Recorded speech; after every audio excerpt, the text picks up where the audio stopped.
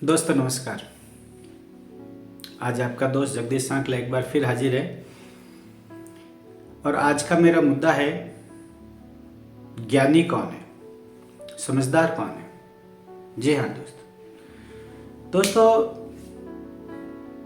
यूं तो आज के इस युग में सब अपने आप को समझदार समझते हैं, अपने आप को ज्ञानी समझते हैं, विद्वान समझते हैं, लेकिन सचमुच में ज्ञानी कौन है ये समझाया गया है। चाणक्य नीति भी कहती है कि ज्ञानी पुरुष कौन होते हैं, जो किसी से बहस नहीं करते, वाद विवाद नहीं करते, बेवजह उलझते नहीं।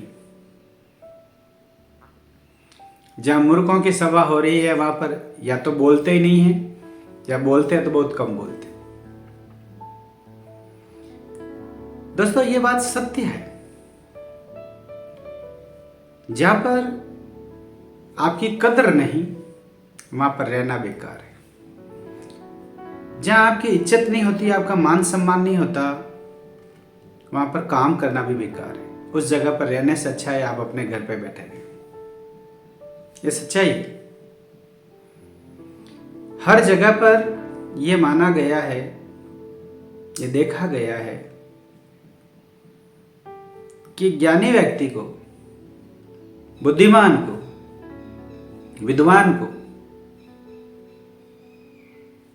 कई बार नीचा देखना पड़ता है, क्योंकि वो ज्यादा समझदार होता है, उसके पास में ज्ञान का अथाह भंडार होता है। वो किसी को समझाने की कोशिश करेगा तो लोग उसको मूर्ख समझेंगे।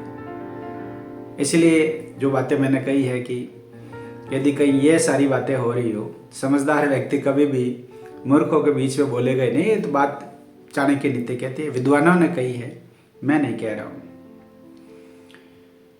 क्योंकि उसकी बात का कोई महत्व भी नहीं समझेगा। एक मैं छोटा सा उदाहरण दूंगा, उसे ही आपके समझ में आ जाएगी कि कौन ज्ञानी है, कौन अज्ञानी है, कौन समझदार है, कौन नासमझ है, और समझदार को क्या करना चाहिए और क्या नहीं करना चाहिए। दोस्तों एक फार्म हाउस पे, जहां पर आपने देखा होगा जो सर्कस होता है ना, तो उस सर्कस के अंदर जो सर्कस का ऑनर था, उसका बहुत बड़ा एक फार्म हाउस था। उस फार्म हाउस में डिफरेंट काइंड्स ऑफ एनिमल्स थे। अलग अलग प्रकार के भांति भांति के जानवरों को उस मालिक ने पाल रखा था। उसमें एक शेर भी था, एक चीता भी था, एक गधा भी था, एक हाथी भी था। ऐसे अलग अलग प्रकार के जानवर, जिसकी उसकी जैसे जैसे जरूरत थी वैसे वैसे जानवरों को उसने पाल रखा था।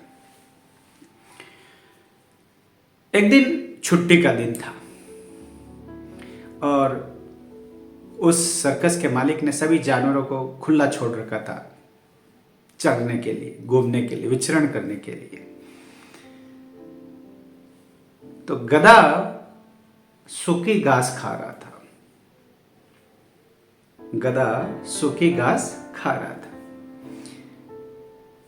उसके पास में चीता, वो अपने शिकार के लिए भ्रमण कर रहा था, जा रहा था। उसकी नजर उस गधे के ऊपर पड़ी कि अरे यार, ये सूखी घास खा रहा है।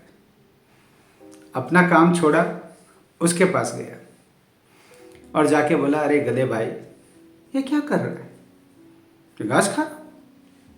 अरे वो सामने हरी घास दिखाई दे रही है, तू हरी क्यों नहीं खाता है? गधा बोला, मूर्ख आदमी है तो, वो हरी घास है, वो तो नीली घास है। हरी होता तो मैं भी नहीं खा लेता, और नीली घास में खाता नहीं, इसलिए मैं ये सूखी घास खा रहा। चीता बोला, अरे पागल हो गया है, मूर्ख हो गया है, हरी घास है वो, और तू कह रहा है कि वो नीली है। गधा कहा कि यार मूर्ख तू है, तेरे को दिखाई नहीं देता, चश्मा क्यों नहीं लगा देता, नजर कमजोर हो गई तेरी। उन दोनों के बीच में वाद विवाद शुरू हो गया। गधे और चीते के बीच में वाद विवाद शुरू हो गया। अब वो दोनों अपनी बात को लेके उलझने लगे। दोनों ने कहा, अपन बहस करने से बेहतर है हम किसी तीसरे के पास में चलते हैं, शेर भाई जो दूर वहां पर चल रहा है, वो अपना निर्णय कर देगा। अब चूंकि शेर शेर है, जंगल का राजा है, उसके पास में जाने की उन्होंने सोची। ठीक है, दोनों ने कहा ठीक है, पहले हम सामने जो तालाब है वहां पर पानी पी लेते हैं, नदी चल रही है, नाला चल रहा है, वहां पर पानी पी लेते हैं और फिर अपन शेर के पास चलते हैं। चीता पानी पीने के लिए चला गया और गधे ने सोचा कि वो जब तक पानी पी रहा है उससे पहले मैं शेर के पास पहुंच कर अपनी बात को अच्छी तरह समझा दूं, वो आए उससे पहले अपनी बात को समझा दूं। और वो जा गया शेर के पास में और अपनी बात को उसके पास में रखा। इतनी अवधि में वो चीता वहां पर पहुंच गया शेर के सामने और आके बोला, महाराज हमारी बात का, हमारी जो समस्या है उसका निराकरण कीजिए। शेर बोला, क्या निराकरण करे तेरी बात का, तेरे जैसा मूर्ख प्राणी कोई भी नहीं है, बेसमझी और बेतुकी बातें करता है।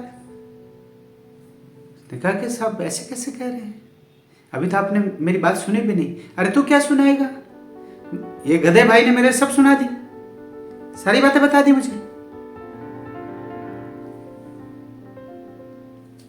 चीता बड़ा नाराज हुआ, उसने कहा कि ये तो मेरी बात ही पूरी नहीं सुनी, उससे पहले ये तो अपना निर्णय करने के लिए लगे कि नहीं नहीं तुम गलत हो। चीते भाई ने कहा, सर मेरी सुन तो लीजिए। क्या सुने तेरी, तेरी सुने क्या, क्या जानता है तू? गधे ने जो बात बताई वही सत्य है। तो चीते ने कहा, साहब इसने क्या बात बताई? इसने कहा कि वो जो सामने घास है वो नीली घास है और वही सत्य है, और चूंकि तूने इसके काम में विघ्न डाला इसलिए तुझे सजा दी जाएगी और ये निर्णय किया जाता है कि तेरे को यहां से इस जगह से देश निकालो, जंगल से बाहर जाओ, यहां नहीं रहोगे तुम। और उसको सजा दे दी। और गधे को कहा, जाओ तुम अपना काम करो, जो तुम कर रहे थे बिल्कुल सही कर रहे थे। अब मालिक का निर्णय था, राजा का निर्णय था, सर्वमान्य था, उससे कौन बताए। आखिर में निराश होकर चीते ने कहा, मन में सोचा, एक बार मैं इससे अपनी बात पूछ तो लूं, आखिर में इन्होंने ऐसा निर्णय क्यों किया, मेरे साथ में अन्याय क्यों हुआ। फिर वो नीचे सिर करके जाके बोला, महाराज मैं अपनी एक फरियाद लेके आया। बोलो। मैं आपसे एक पूछना चाहता हूं, आप जंगल के राजा हैं, इतने बुद्धिमान हैं, आपने गधे की बात को सुनकर ही निर्णय कैसे कर लिया, मेरी बात तो आपने सुनी ही नहीं। शेर बोला, तुझे सजा इस बात की मिली क्योंकि तू गधे के मुंह लग रहा था, तू चीता है और गधे के मुंह लग रहा है, इसलिए तेरे को सजा दी। और रही बात इसकी, घास हरी हो या नीली, तुझे क्या फर्क पड़ता है, वो सूखी खाए या गीली खाए, उसके मामले में तूने क्यों इंटरफेयर किया। जाओ और सजा भुगतो। और उसको निकाल दिया। दोस्तों मेरे कहने का मतलब यह है, सचमुच में आज की दुनिया में यही हो रहा है। आप यदि विद्वान हैं तो ऐसों के मुंह लगना बंद कीजिए, वरना आप अपनी बात को लेकर जब तक जाएंगे तब तक वो गधे अपनी बात उन तक ले जा चुके होंगे। बहुत सारे ऑर्गेनाइजेशन में, इंस्टीट्यूट में, संस्थाओं में यही हो रहा है।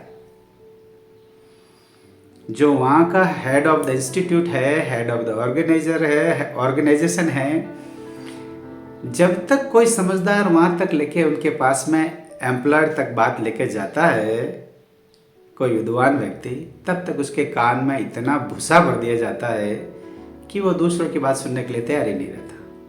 और वो यही सोचता है कि वो मूर्ख है और ये समझदार है।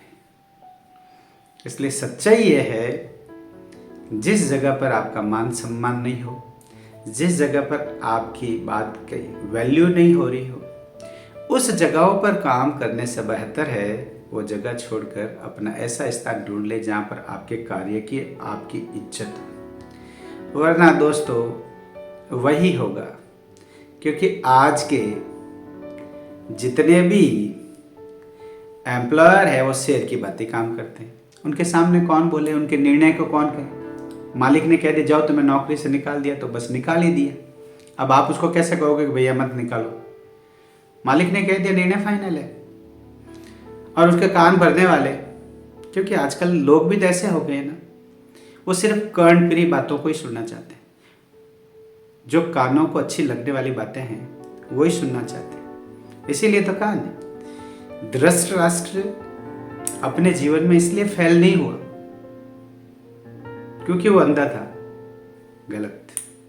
धृतराष्ट्र अपने जीवन में इसलिए फेल हुआ क्योंकि वो सिर्फ वही बातें सुनता था जो उसके कानों को अच्छी लगती थी। जो उसके कानों को अच्छी लगती थी वो बातें सुनता था, इसलिए वो अपने जीवन में फेल हो गए। इसलिए अपने आसपास वैसे ही लोगों को रखता था जो उसको कानों में उसको मधुर जहर बोलता था। ये सच्चाई है। और जो कड़वी बातें कहता था वो उसको पसंद नहीं आती थी। इसलिए दोस्तों मेरी बात को ध्यान से सुने कि हमेशा जहां आपकी कीमत, जहां आपकी वैल्यू नहीं हो वहां पर न रहे। और बेवजह किसी को सलाह देने की कोशिश न करें। बेवजह से किसी से उलझने की कोशिश न करें। यदि उलझेंगे तो फिर ऐसे ही बेवजह आपको सजा भी मिलेगी। उड़ते तीर हाथ में नहीं ले, ये कहावत है, ध्यान रखिए। मेरी बात यदि आपको अच्छी लगी हो दोस्तों, जरूर शेयर करें अपने दोस्तों में, अपने परिवार में भी, अपने बच्चों को भी बताएं, बड़ों को भी बताएं और जरूर विचार करें। मेरे चैनल को जरूर सब्सक्राइब करें ताकि मैं कोई भी बात लेके आऊँ सबसे पहले आप तक पहुँचे। जय हिंद, जय भारत, नमस्कार।